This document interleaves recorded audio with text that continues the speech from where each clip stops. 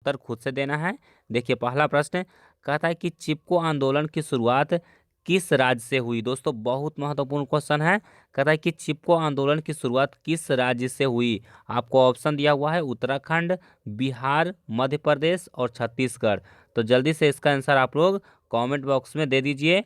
और अगर आप लोग इसका जवाब नहीं जानते हैं तो आप कमेंट बॉक्स में पूछ सकते हैं, हम आपको रिप्लाई कर देंगे। और अगर आपका उत्तर सही होगा तो बता देंगे कि आपका उत्तर सही है। तो चलिए हम लोग पहला क्वेश्चन से वीडियो को स्टार्ट करते हैं। जल्दी से वीडियो को लाइक कीजिए और चैनल पर नए हैं तो चैनल को भी सब्सक्राइब कर लीजिए। तो देखिए पहला प्रश्न कहता है कि जनसंख्या का घनत्व सबसे अधिक कहाँ होता है। दोस्तों जनसंख्या का घनत्व सबसे अधिक कहाँ होता है। तो देखिए आपको ऑप्शन दिया हुआ है ग्राम, उसके बाद कस्बा, उसके बाद नगर और महानगर।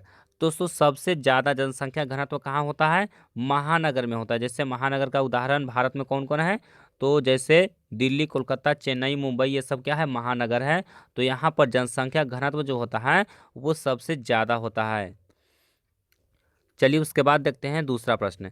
देखिए कह रहा है कि अंकोर वाट का मंदिर कहाँ स्थित है। बहुत आसान क्वेश्चन है। अंकोर वाट का मंदिर कहाँ स्थित है, तो कंबोडिया में स्थित है। हमारा उत्तर क्या होगा, ऑप्शन डी होगा। चलिए उसके बाद देखते हैं अगला प्रश्न। देखिए कहता है कि चूना पत्थर का उपयोग किस उद्योग में होता है। दोस्तों चूना पत्थर का उपयोग किस उद्योग में होता है। तो देखिए आपको ऑप्शन दिया हुआ है सीमेंट, जूट, चीनी और एल्यूमिनियम। तो दोस्तों जो चूना पत्थर है उसका उपयोग सीमेंट उद्योग में कच्चे माल के रूप में किया जाता है। यानी कि हमारा उत्तर क्या होगा, ऑप्शन ए होगा। चलिए उसके बाद देखते हैं अगला प्रश्न।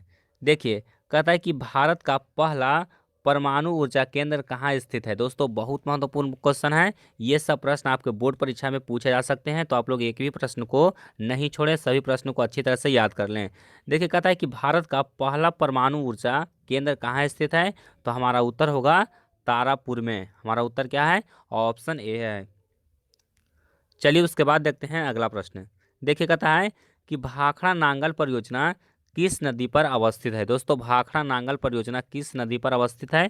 तो देखिए आपको ऑप्शन दिया हुआ है नर्मदा नदी, झेलम नदी, सतलज नदी और ब्यास नदी।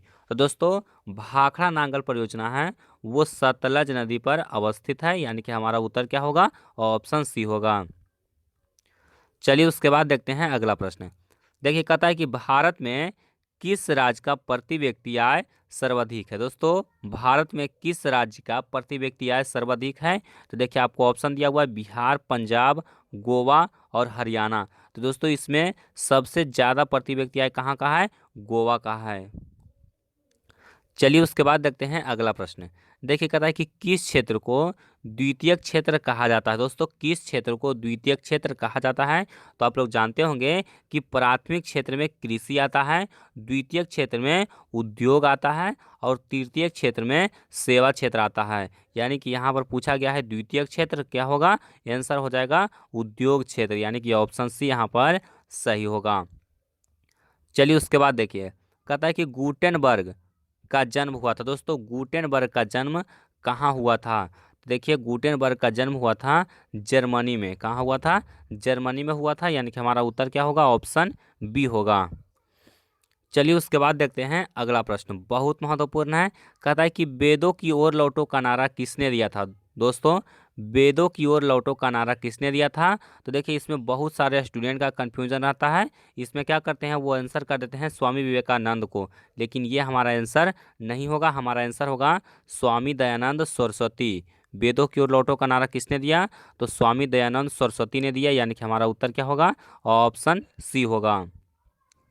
चलिए उसके बाद देखते हैं अगला प्रश्न। देखिए कहता है सेफ्टी लैम्प का आविष्कार किसने किया था। दोस्तों सेफ्टी लैम्प का आविष्कार किसने किया, तो हमारा उत्तर होगा हम्फ्री डेवी। किसने किया, हम्फ्री डेवी ने किया। यानी कि हमारा उत्तर क्या है, ऑप्शन सी है। चलिए उसके बाद देखते हैं अगला प्रश्न। देखिए कहता है कि सांप्रदायिक राजनीति आधारित होती है। दोस्तों बहुत महत्वपूर्ण क्वेश्चन है कि सांप्रदायिक राजनीति है वो किस पर आधारित होती है, धर्म पर या जाति पर या क्षेत्र पर या फिर इनमें से कोई नहीं। तो दोस्तों इसका जो सही उत्तर होगा वो हो जाएगा धर्म पर। जो सांप्रदायिक राजनीति होती है वो धर्म पर आधारित होती है। यानी कि हमारा उत्तर होगा वो ऑप्शन ए होगा। चलिए उसके बाद देखते हैं अगला प्रश्न। देखिए कहता है कि यंग यूरोप का संस्थापक कौन था? दोस्तों यंग यूरोप का संस्थापक कौन था? तो देखिए आपको ऑप्शन दिया हुआ है मेजनी, गैरीवाल्डी, विक्टर इमैनुअल और मुसोलिनी। तो दोस्तों यंग यूरोप का संस्थापक कौन है? तो मेजनी है, यानी कि हमारा उत्तर क्या होगा? ऑप्शन ए होगा। चलिए उसके बाद देखिए नेक्स्ट क्वेश्चन बहुत महत्वपूर्ण क्वेश्चन है। कहता है कि पटना में गोल घर किस उद्देश्य से बनाया गया था? दोस्तों जो पटना में गोल घर है वो किस उद्देश्य से बनाया गया था? तो देखिए हम बहुत बार बताए हैं कि जो पटना का गोल घर है वो अंग्रेजी शासक के द्वारा बनाया गया था, यानी कि अंग्रेज के द्वारा बनाया गया था। और किस लिए बनाया गया था? तो अनाज रखने के लिए बनाया गया था, यानी कि हमारा उत्तर क्या होगा? ऑप्शन सी होगा। चलिए उसके बाद देखिए कहता है कि यूरोप का मरीज किसे कहा जाता था? दोस्तों यूरोप का मरीज किसे कहा जाता था? तो यूरोप का मरीज तुर्की को कहा जाता था। बहुत महत्वपूर्ण क्वेश्चन है ये, बहुत बार आपके एग्जाम में पूछे गए हैं कि यूरोप का मरीज किसे कहा जाता था? तो तुर्की को कहा जाता था। चलिए उसके बाद देखिए नेक्स्ट क्वेश्चन कहता है कि विश्व पर्यावरण दिवस कब मनाया जाता है? दोस्तों विश्व पर्यावरण दिवस कब मनाया जाता है? तो विश्व पर्यावरण दिवस 5 जून को मनाया जाता है। हमारा उत्तर क्या होगा? ऑप्शन बी होगा। चलिए उसके बाद देखते हैं अगला प्रश्न। देखिए कहता है कि सबसे उत्तम किस्म का कोयला होता है। दोस्तों सबसे उत्तम किस्म यानी कि सबसे अच्छा कोयले का प्रकार कौन सा है? तो हमारा उत्तर होगा एंथ्रासाइट। कौन सा कोयला होगा? एंथ्रासाइट होगा, यानी कि हमारा सही उत्तर क्या है? ऑप्शन सी है। चलिए उसके बाद देखिए बहुत महत्वपूर्ण क्वेश्चन कहता है कि व्यावसायिक बैंकों का राष्ट्रीयकरण किया गया। दोस्तों व्यावसायिक बैंकों का राष्ट्रीयकरण कब किया गया?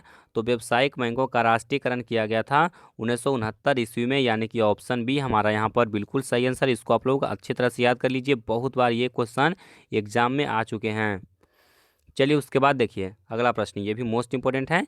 देखिए कहता है कि भारत की वित्तीय राजधानी किस शहर को कहा गया है? दोस्तों भारत का वित्तीय राजधानी यानी कि फाइनेंशियल कैपिटल किसे कहा गया है? तो भारत का राजधानी है दिल्ली, लेकिन वित्तीय राजधानी कौन है? तो मुंबई है। हमारा उत्तर क्या होगा? ऑप्शन बी होगा। चलिए उसके बाद देखिए अगला प्रश्न। देखिए बहुत महत्वपूर्ण क्वेश्चन है। कहता है कि भारतीय जनता पार्टी का गठन कब हुआ? दोस्तों भारतीय जनता पार्टी का गठन कब हुआ? देखिए तो भारतीय जनता पार्टी का गठन हुआ था 1999 में। लेकिन अगर आपको सवाल में ये पूछा गया कि भारतीय जनता पार्टी की स्थापना कब हुआ, तो इसका स्थापना हुआ था 1980 में। और ये सरकार कब बना पाया, यानी कि इसका गठन कब हुआ था? तो इसका गठन हुआ था 1999 में। An academy. Let's crack it.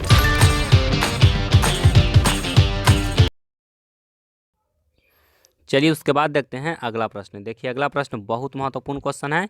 कहता है कि गार्डन सिटी की अवधारणा किसने विकसित की? सॉरी, कहता है कि गार्डन सिटी की अवधारणा किसके द्वारा विकसित की गई? तो दोस्तों इसका आंसर हो जाएगा एबेनेजर हावर्ड, यानी कि ऑप्शन ए हमारा बिल्कुल सही आंसर है। इसी के द्वारा गार्डन सिटी की अवधारणा विकसित की गई।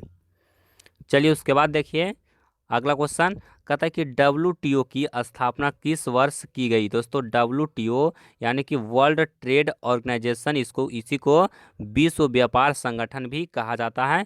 तो विश्व व्यापार संगठन यानी कि WTO की स्थापना किस वर्ष की गई? तो हमारा उत्तर हो जाएगा 1995, यानी कि ऑप्शन ए हमारा बिल्कुल सही आंसर है। तो दोस्तों उम्मीद करता हूँ कि ये वीडियो आपको पसंद आया होगा। और अगर आपको वीडियो पसंद आया तो वीडियो को लाइक कीजिए, इसको अपने दोस्तों में ज़्यादा से ज़्यादा शेयर कीजिए। और चैनल पर नए हैं तो चैनल को भी सब्सक्राइब कर लीजिए। और दोस्तों इसका पिछला वीडियो नहीं देखे हैं तो डिस्क्रिप्शन में लिंक दे दिए हैं, वहाँ से जा कर के देख सकते हैं, या फिर आप लोग प्लेलिस्ट चेक कीजिए, आपको पूरा वीडियो मिल जाएगा।